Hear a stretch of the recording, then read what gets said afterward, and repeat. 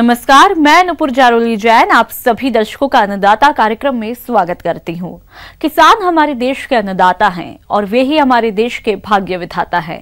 ऐसे ही भारतीय किसानों को खेतीबाड़ी से जुड़ी बहुत सारी नई लाभकारी जानकारियां देने के लिए हर रोज सुबह हम आपके साथ में आते हैं। तो चलिए कार्यक्रम शुरू करने से पहले देखते हैं क्या है आज के अन्नदाता में।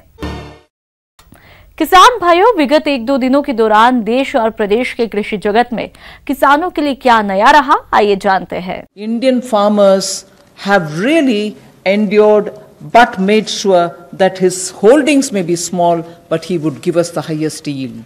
वित्त मंत्री निर्मला सीतारमण ने शुक्रवार को 20 लाख करोड़ रुपए के पैकेज का तीसरा ब्रेकअप बताया। वित्त मंत्री ने कहा, देश के किसानों ने मुश्किल परिस्थितियों का हमेशा डटकर मुकाबला किया है।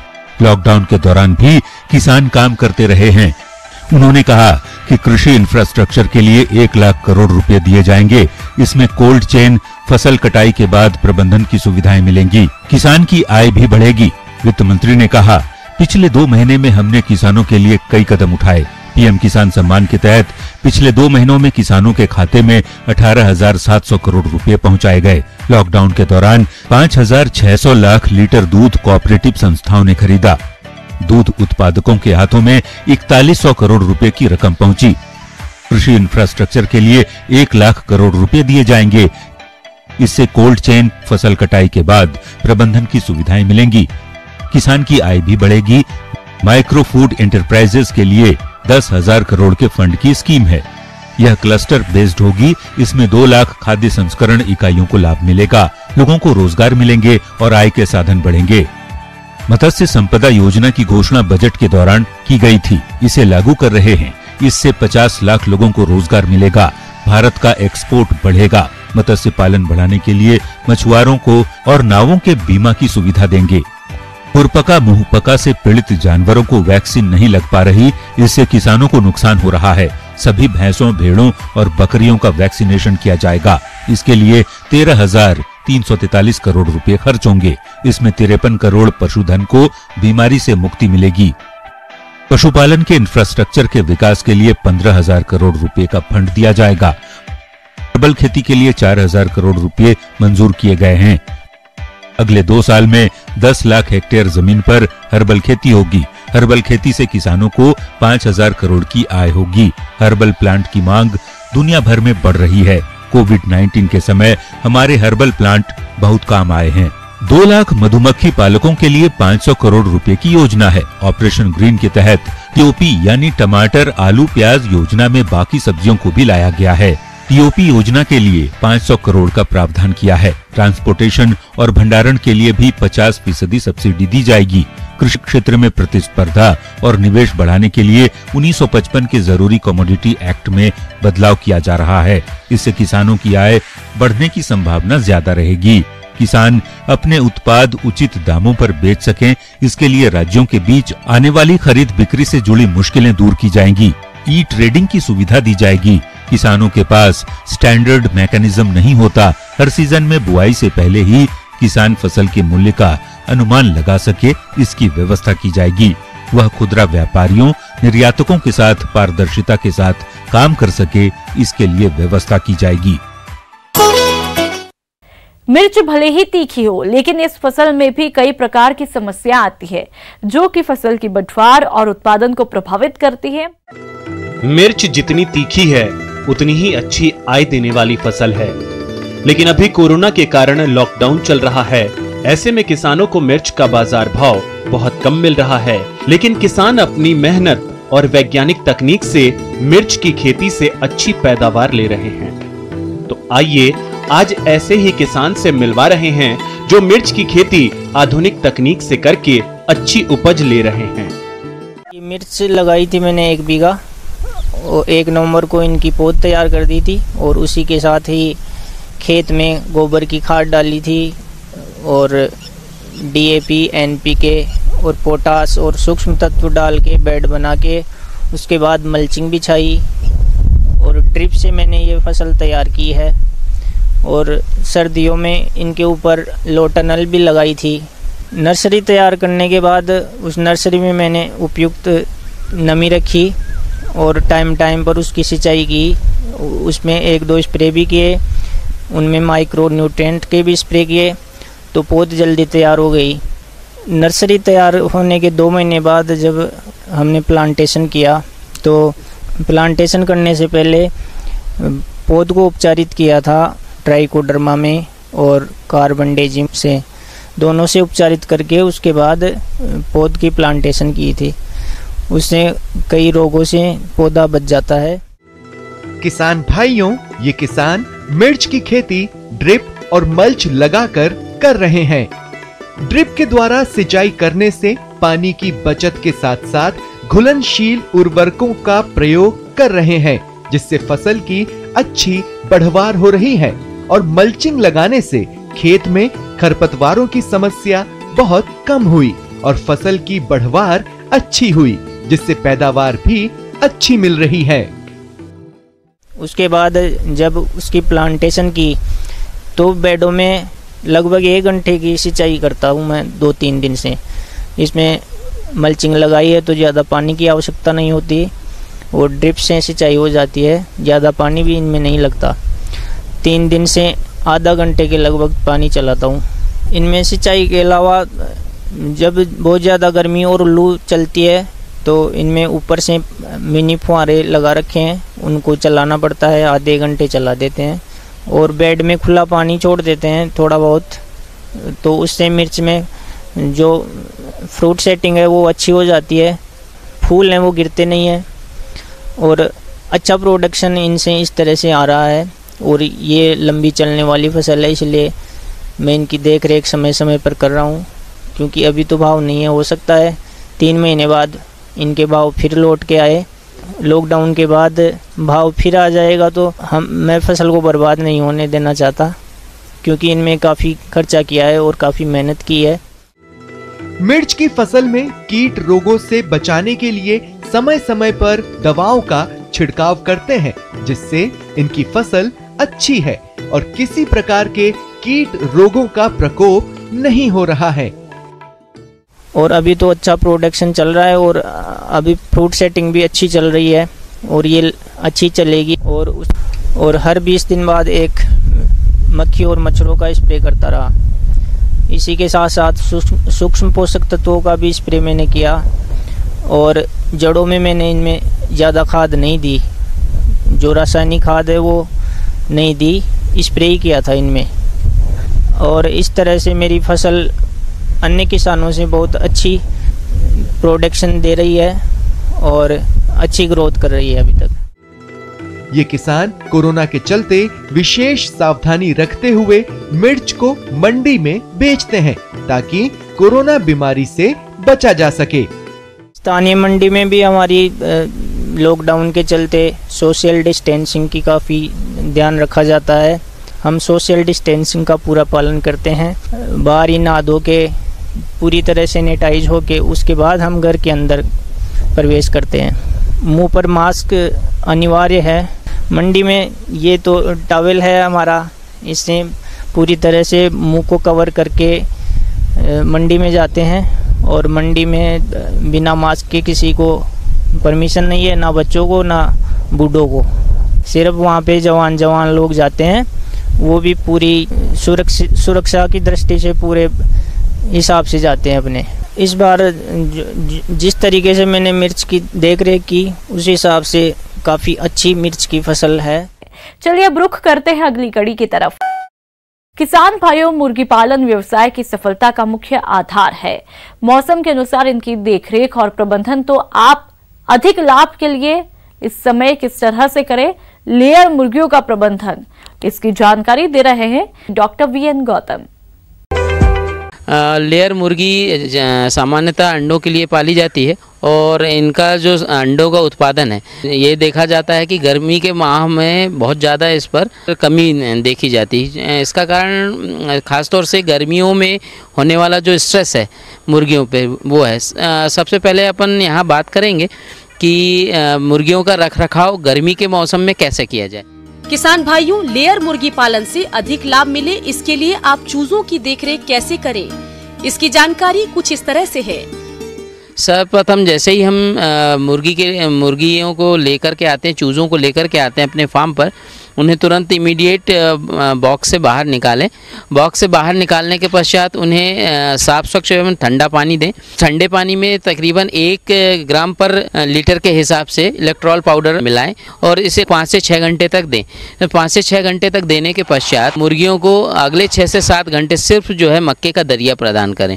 इससे मुर्गियों को इस्टेब्लिशमेंट अच्छा मिल जाता है और उनका एनवायरनमेंट भी आसपास का सराउंडिंग अच्छा रहता है। जनरली जो किसान भाई होते हैं वो अपने फार्म पर जहाँ पे भी मुर्गी पालते हैं उसमें सबसे पहली चीज़ का ध्यान रखना है, आपका जो लीटर की मोटाई है वो 1 से 1.5 सेंटीमीटर होनी चाहिए, इससे ज़्यादा नहीं होनी चाहिए। जब भी ऐसा देखें कि लीटर थोड़ा सा सूख गया है, उस पर तकरीबन कुछ थोड़ा पानी का छिड़काव करें।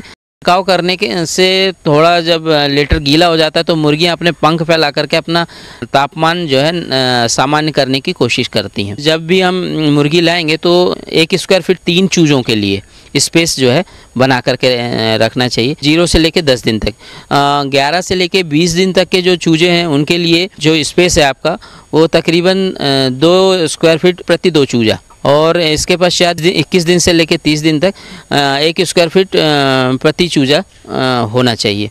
इस तरह जो है ओवर क्राउडिंग से बचा जा सकता है।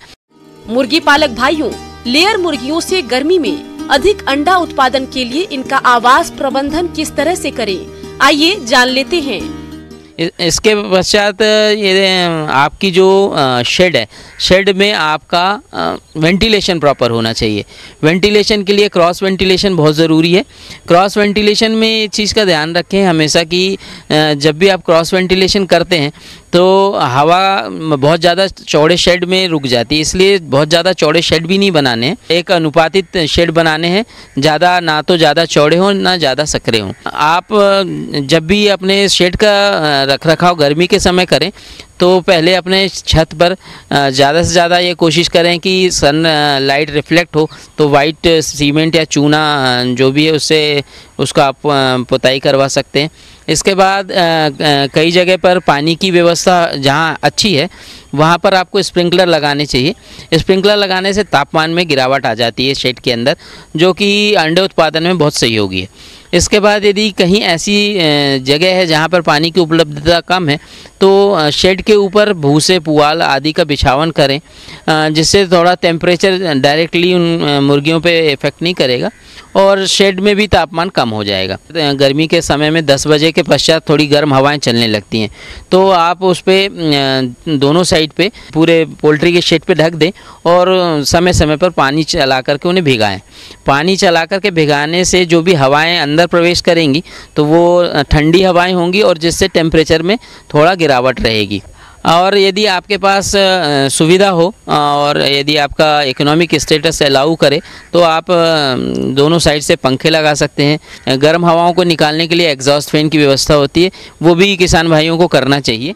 लेयर मुर्गियों का उचित विकास हो, इसके लिए आप गर्मी के मौसम में इनका आहार प्रबंधन करते हुए पानी की व्यवस्था कैसे करें, आइए जानते हैं। इसके पश्चात जो दाना है, बड़ी मुर्गियों को तकरीबन 11 बजे से लेकर 5 बजे शाम तक दाना ना प्रदान करें। दाना प्रदान करने से जनरली क्या होता है कि जो दाने की हीट है वो बॉडी को हीट एग्जॉस्ट करने में मदद नहीं कर पाती। हाँ, ज़्यादा गर्मियों की सीज़न में वैसे भी किसान भाइयों ने देखा होगा कि मुर्गियां रिफ्यूज़ करती हैं, अपने आप को कूल रखने के लिए दाना छोड़ करके दूसरे माध्यम अपनाती हैं कि हम कैसे ठंडे रहें, तो इसलिए दाना ना ही दें तो ज़्यादा अच्छा रहेगा। रात के समय, शाम के समय दाना प्रदान करें। कई बार ऐसा होता है कि क्या दाने में क्या दें गर्मी के समय। गर्मी के समय में मक्का, राइस पॉलिश, राइस ब्रान और फिश मील वगैरह का उपयोग आसानी से किया जा सकता है। इसकी डाइट में ये ध्यान रखना चाहिए कि प्रोटीन की डाइट ज़्यादा रहे, इसमें प्रोटीन ज़्यादा रहे, या फिश मील जो है आप ज़्यादा कर सकते हैं। प्रोटीन डाइट रखने से बॉडी एक तो मेंटेन रहती है और प्रोडक्शन भी अच्छा आता है। मुर्गियों को जब हम पानी देते हैं तो कोशिश ये करनी चाहिए कि दिन में 4 बार तकरीबन जो पानी पीने का है 4 बार ठंडा साफ स्वच्छ होना चाहिए। और इसमें स्ट्रेस घटाने के लिए विटामिन सी मिलाते रहें, जिससे क्या है जो गर्मी के कारण स्ट्रेस है मुर्गियों के ऊपर वो कम पड़ता है। एंटी स्ट्रेस विटामिन है, इसलिए इस विटामिन को आप आराम से मिला सकते हैं और इसके कोई साइड इफ़ेक्ट नहीं है। मेरे द्वारा बताई गई जितनी भी बातें उन्हें पालन करके अपने अंडा उत्पादन की दर को बढ़ाएं एवं मुर्गियों को स्वस्थ रखें। बढ़ते हैं अगली प्रस्तुति की तरफ।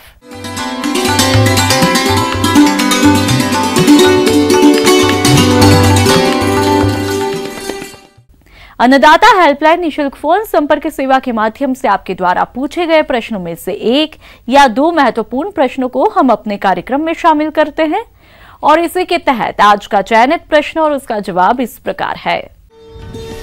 निःशुल्क अन्नदाता हेल्पलाइन में आज हमने जिस प्रश्न को शामिल किया है उसे पूछा है गांव गुरलिया, जिला जयपुर के प्रभाकर सिंह ने।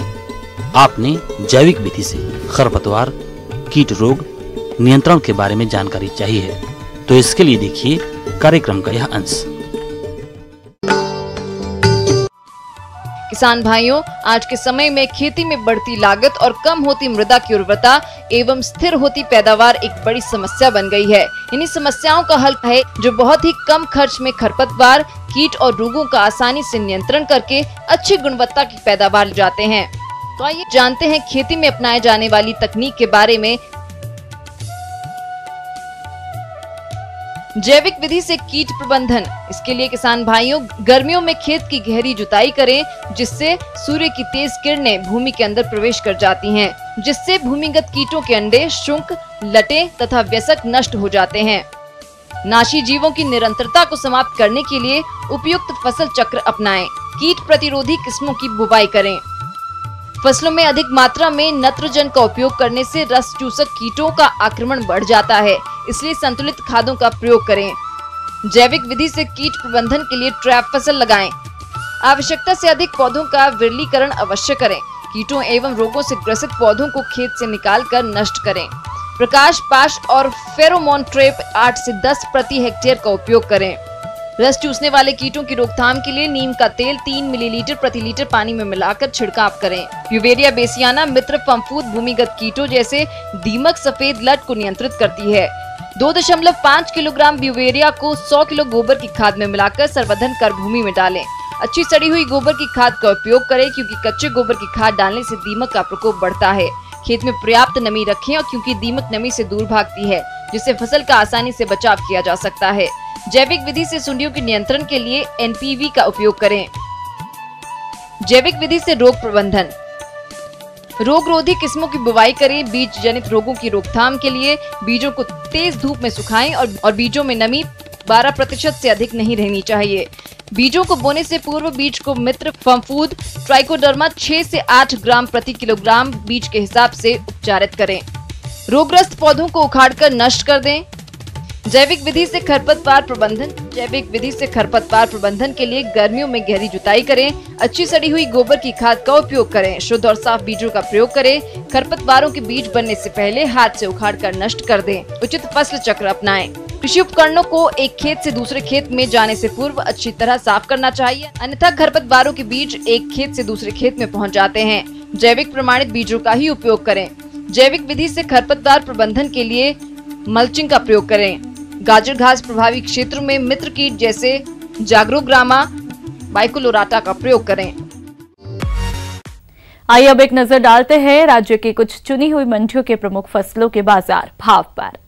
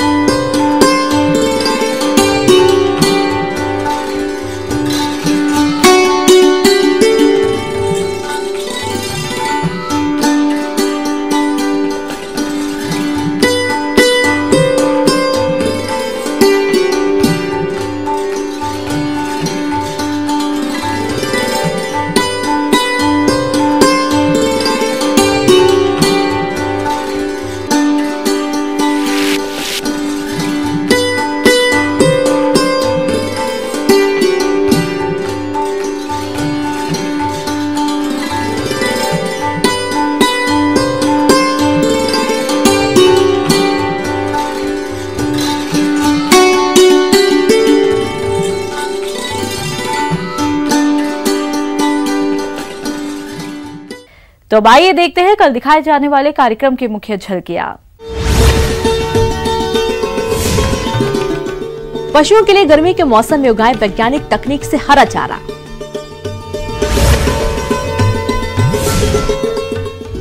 मधुमक्खी पालन से लाखों की आमदनी कमा रही किसान की कहानी। किसान भाइयों, अन्नदाता आपकी सेवा के लिए संकल्पित है। कृषि संबंधित समस्या और सुझावों के लिए आप हमें इस पते पर भी संपर्क कर सकते हैं। प्रोड्यूसर अन्नदाता, news 18 Rajasthan, Ramoji film city, Hyderabad 501512। साथ ही आप हमें ईमेल भी कर सकते हैं। हमारा ईमेल है p18annadaata@nw18.com। इसके अतिरिक्त आप हमें निःशुल्क हेल्पलाइन नंबर 18004192 पर सोमवार से शनिवार सुबह 10 से शाम 4 बजे के बीच संपर्क कर सकते हैं। किसान भाइयों, अब समय हो रहा है आपसे विदा लेने का, तो हमारी अन्नदाता टीम को दीजिए इजाजत। कल फिर आपसे मुलाकात होगी कृषि संबंधित कुछ और महत्वपूर्ण जानकारियों के साथ। नमस्कार।